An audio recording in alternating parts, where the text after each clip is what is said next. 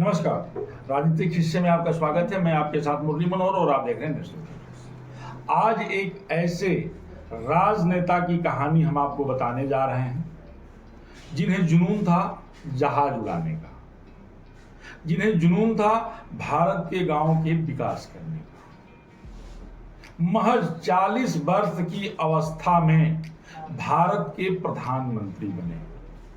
मुझे लगता है कि पूरे दुनिया में उतने कम उम्र का कोई भी प्रधानमंत्री या राष्ट्रपति नहीं रहा होगा। आज हम चर्चा करेंगे भारत के पूर्व प्रधानमंत्री स्वर्गीय राजीव गांधी जी का। राजीव गांधी जब भारत के प्रधानमंत्री बने तो महज वो 40 साल के थे। 1966 में जब इंदिरा गांधी भारत की प्रधानमंत्री बनी थी, उस समय इंदिरा गांधी राजीव गांधी के उम्र से भी 8 साल बड़ी प्रधानमंत्री थी। अगर हम राजीव गांधी की चर्चा करें तो राजीव गांधी के परदादा यानी परनाना जो हैं पंडित जवाहरलाल नेहरू भारत में 17 वर्ष तक भारत के प्रधानमंत्री रहे। 4 पीढ़ियों तक यह परिवार जो है स्वतंत्रता संग्राम आंदोलन में जुटा रहा।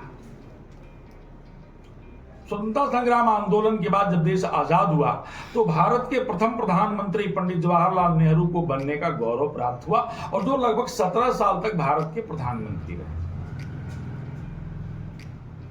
उनकी लड़की श्रीमती इंदिरा गांधी भारत की प्रधानमंत्री बनी। इंदिरा गांधी की हत्या के बाद उस शोक से जब राजीव गांधी बाहर आए तो पूरे देश में आम चुनाव का ऐलान कर दिया। किसी को यह अंदाजा भी नहीं था कि राजीव गांधी के नेतृत्व में होने वाला यह आम चुनाव एक ऐतिहासिक चुनाव होगा। 508 सीटों वाले सदन में 401 सीटें राजीव गांधी के नेतृत्व वाली कांग्रेस को मिली। लगभग 700 करोड़ लोगों ने जो है अपना आशीर्वाद, अपना स्नेह और अपना प्यार राजीव गांधी को दिया। राजीव गांधी राजनीति में नहीं आना चाहते थे। बड़े अनिच्छा के साथ, बड़े विलंब से राजीव गांधी राजनीति में आए। राजीव गांधी के छोटे भाई संजय गांधी राजनीति में आ चुके थे। श्रीमती गांधी जब भारत की प्रधानमंत्री थी उस समय संजय गांधी उनका पूरा सहयोग कर रहे थे। सारी राजनीतिक गतिविधियों में संजय गांधी का योगदान था और संजय गांधी इंदिरा गांधी जी के साथ रहते थे। लेकिन राजीव गांधी जो उनके इंदिरा गांधी के बड़े पुत्र थे, राजीव गांधी राजनीति में नहीं आना चाहते थे। उन्हें शौक था तो सिर्फ जहाज उड़ाने का और वो एक पायलट अफसर के रूप में काम करना चाहते थे। राजनीति से उनकी काफी दूरियां थी।